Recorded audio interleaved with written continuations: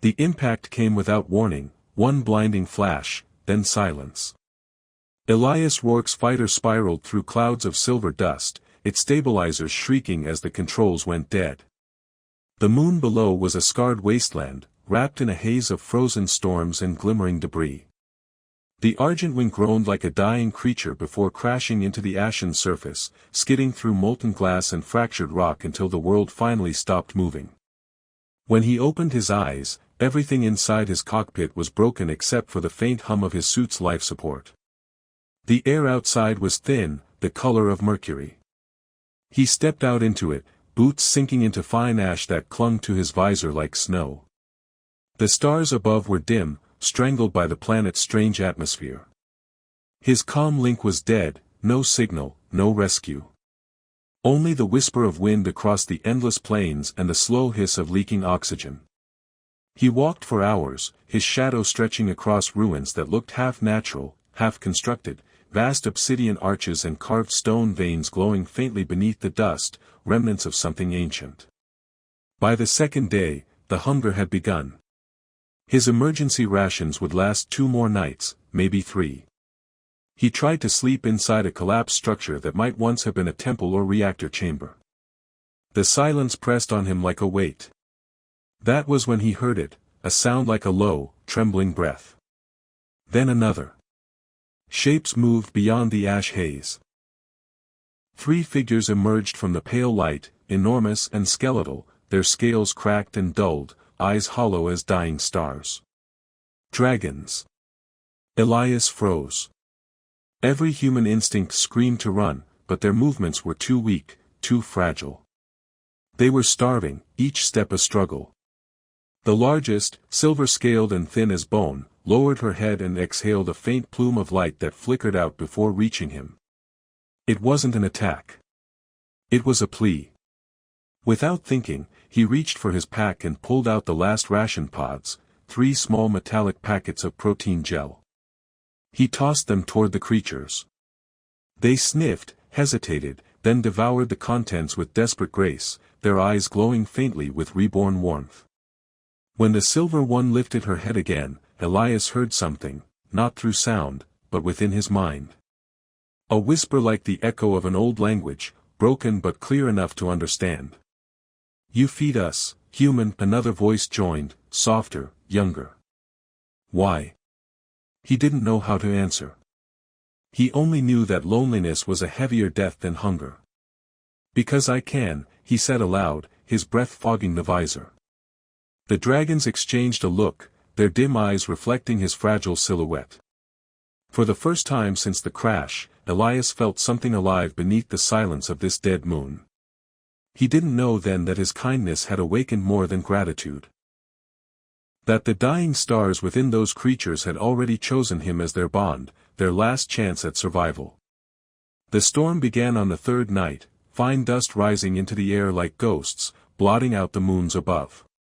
Elias sealed himself inside the shattered cockpit of the Argent Wing, watching through the cracked glass as silver particles drifted across the barren horizon.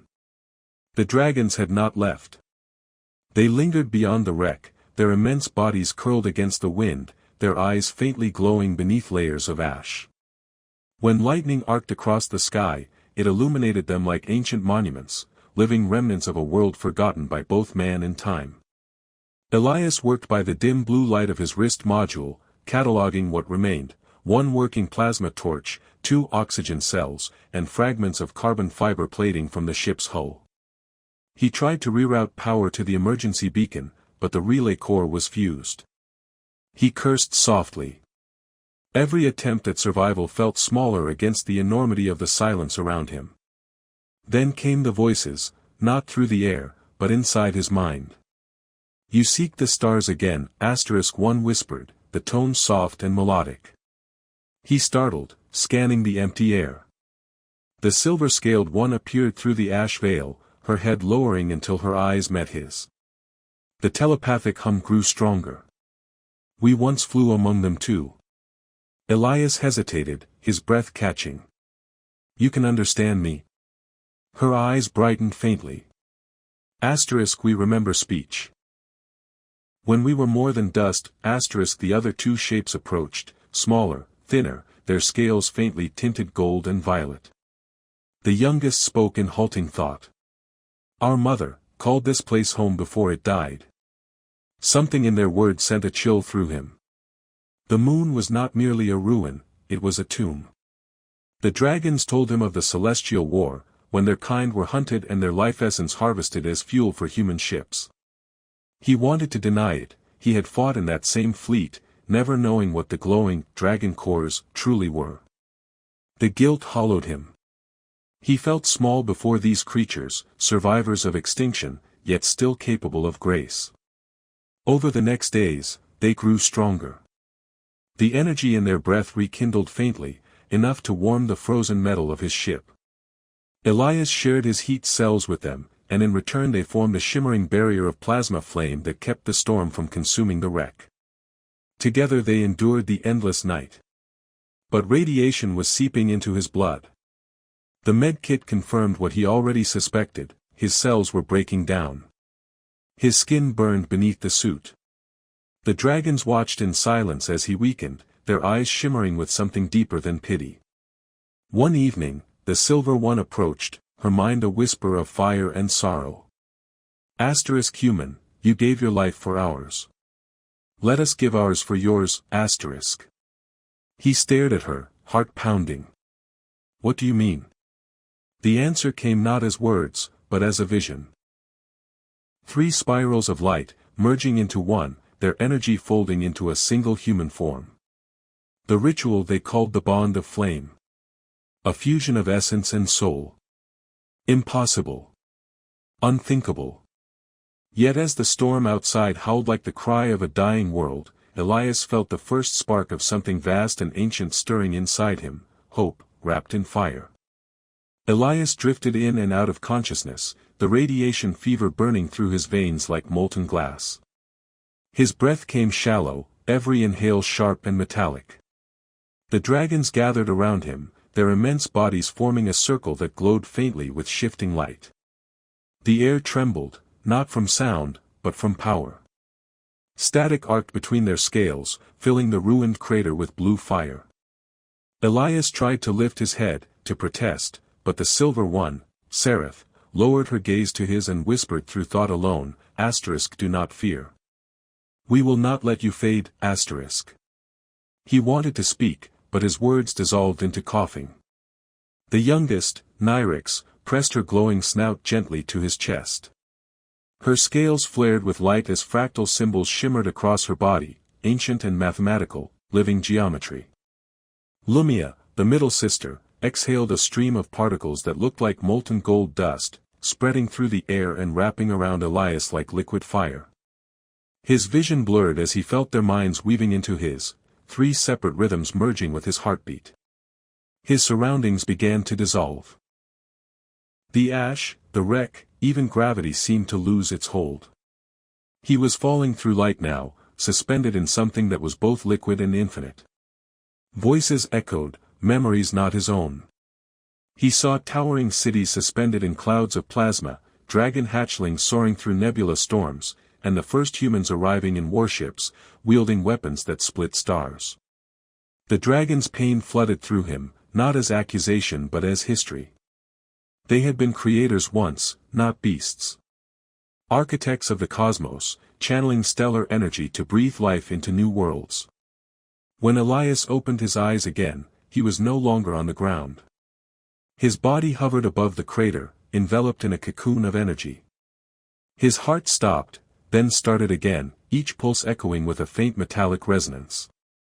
The dragons roared in unison, their forms dissolving into streams of luminous plasma that spiraled toward him, merging with his body. The pain was unbearable, yet beautiful, like being torn apart and reborn at once. His veins illuminated with light, gold running beneath the skin like circuitry. His senses exploded outward, he could feel the heat of distant suns, the rhythm of magnetic storms miles away. Then silence. The crater was empty save for a man kneeling in the dust, his eyes faintly reflecting starlight. The dragons were gone, no bodies, no bones, only glowing trails that faded into the night sky. Elias looked down at his hands, trembling. They left faint traces of light where they touched the ground.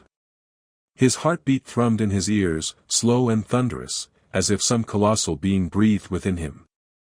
In the static quiet of the ruined world, a whisper echoed in his mind, 3 voices intertwined. Live for us, as we now live through you. And as the dawn rose over the dead moon for the first time in centuries, Elias realized he was no longer entirely human. He had become something the universe itself had forgotten, a bridge between what once was and what could be reborn. The silence after rebirth was heavy, almost sacred.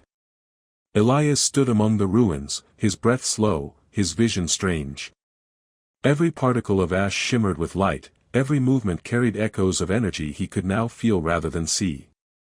The world no longer appeared dead, it pulsed faintly beneath the dust, veins of molten blue running through the ground like sleeping circuits. He sensed it as clearly as thought. The dragon's essence still lingered, woven into the fabric of the moon, into him. He walked to the wreck of the Argent Wing. The ship's frame had twisted into a lattice of charred metal and organic matter, metal grown, not forged.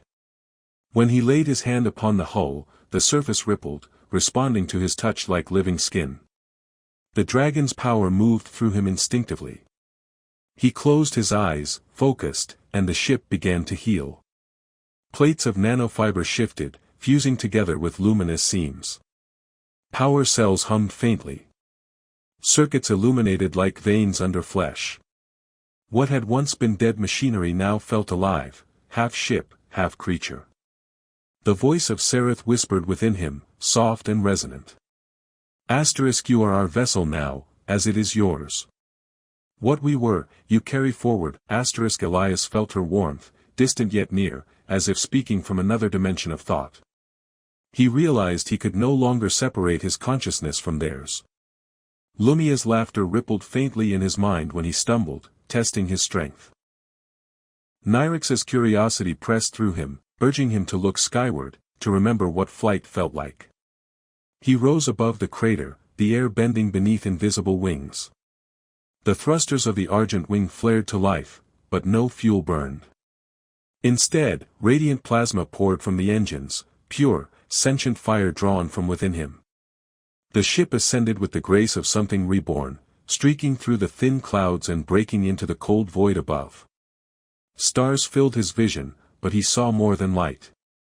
He saw their energy fields, their life signatures, threads of power stretching across systems like cosmic veins. For the first time, Elias understood what the dragons had once been, keepers of balance, sustaining life across the stars by linking worlds through their fire. And now, through him, that link breathed again.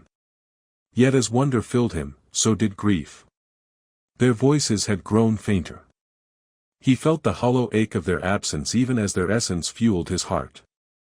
I'll find a way, he whispered into the dark. To make them remember you. He turned the Argent Wing toward the stars, guided by instinct rather than map. Deep within, a signal pulsed, something ancient, calling him toward a region of space marked forbidden on all human charts. The dragon's memory stirred when he neared it, a citadel of flame and shadow orbiting a dying sun. His hands tightened on the controls. Whatever awaited there, it was bound to their extinction, and perhaps, his destiny. The red dwarf loomed ahead, its surface boiling with restless storms that pulsed in waves of crimson light. Elias guided the living ship closer, feeling its hull tremble like a living heart under strain. The Argent Wing, if it could still be called that, responded not to controls but to thought. The dragon's energy coursed through its veins, the hum of their essence echoing in every vibration.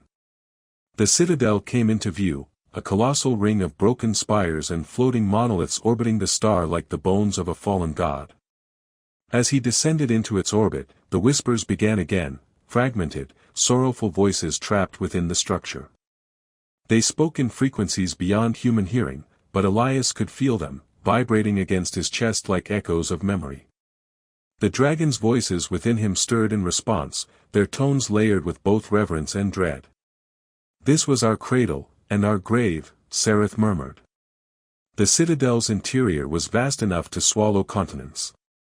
Its corridors were hollow, carved from obsidian metal and lined with dead reactors that once pulsed with living fire. As Elias drifted through the structure, light followed him, his presence awakening dormant systems. Holographic symbols flickered to life, images of dragons soaring through nebulae and humans forging weapons from stolen scales. The truth unraveled before him in fragments. Humanity had not merely destroyed the dragons, they had harvested them, feeding their energy into the Empire's fleets. A surge of rage and grief rippled through him, and the air vibrated with raw power. The ship around him responded, its panels glowing gold as if sharing his fury. He saw flashes of the war, dragonkind chained to reactors, their roars transformed into fuel. And among the emblems of the fleet, he recognized one, a familiar insignia from his own uniform. The empire he once served. The voice of Lumia spoke gently inside his mind. Asterisk, you did not know. Now you do, asterisk. Elias fell to his knees on the cold metallic floor, the enormity of the revelation crushing him. He had been part of the machine that extinguished them. His rebirth was not just salvation, it was penance. The sensors of the Argent Wing blazed with warning signals. A transmission was incoming, Imperial ships had detected his energy signature. Dozens of vessels warped into orbit, their cannons locking on the glowing form of his ship. The same fleet, descendants of those who had slaughtered the dragons, now sought to finish their work. He rose slowly, the golden light of the dragons burning behind his eyes. The sisters' voices aligned into one unified pulse, their thoughts forming a single word, choice. Elias stood at the ship's core, surrounded by ancient energy that hummed with creation and destruction alike. No more, he whispered. This ends today. The Argent Wing flared with radiant light as he prepared to face the fleet, not as a soldier of humanity, but as the last echo of dragons reborn through fire.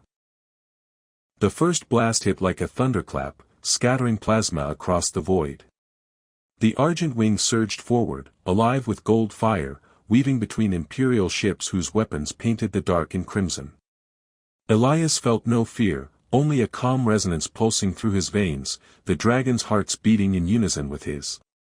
The sisters' voices rose in harmony, no longer separate but fused into a single, luminous presence. We are with you, always. The enemy hailed him, their transmissions filled with demands and confusion. To them, he was an anomaly, a ship radiating impossible energy, piloted by a man who should not exist. He opened a channel but did not speak in words. Instead, he released a wave of telepathic light, carrying the dragons' memories, the truth of their extinction, their pain, and their mercy. The minds aboard the Imperial fleet reeled as images filled them, dragons nurturing newborn stars, their fire giving warmth to barren worlds, their deaths turned into fuel for war. Weapons powered down one by one. The captains shouted over fractured comms, but their voices trembled. Elias could feel their emotions, shame, awe, disbelief. He spoke then, his voice quiet but carrying across every frequency. You killed what made you strong. But they forgive you. I forgive you. The Argent Wing ignited, transforming into a radiant shape of living light. Energy erupted from its core, not as a weapon, but as an awakening. The red dwarf pulsed violently, then began to change. Its dying light reborn into gold, its gravity softening, its radiation transforming into warmth. The citadel's shattered towers rose anew, glowing like beacons. From the molten surface of the moon below, tendrils of life began to emerge, crimson flora feeding on the new sunlight, spores drifting into space. The Imperial fleet withdrew, leaving their weapons cold. No one fired again. They watched in silence as the star burned anew, its surface shimmering with shapes that looked almost alive, dragons made of pure energy, dancing in the light. Elias stood within the ship's core, his body half translucent now, threads of light spreading through his form. He understood what was happening. The dragon's essence was returning to the cosmos, and he was their bridge. He looked down at his glowing hands and smiled. I'm not dying, he whispered. I'm becoming. The voices of Seraph, Lumia, and Nyrix surrounded him like a song. You were never meant to remain, only to remind them what mercy can create. The light consumed him, spreading outward in waves that reached every system once darkened by war. When the glow finally dimmed, the Argent Wing was gone. In its place drifted a single fragment of gold crystal, pulsing softly like a heartbeat. Across the stars, dragons began to appear again, born not of flesh, but of fire and memory. And somewhere in the eternal hum of space, a human voice lingered, carried by starlight itself, *live for one another. That is how we endure, *.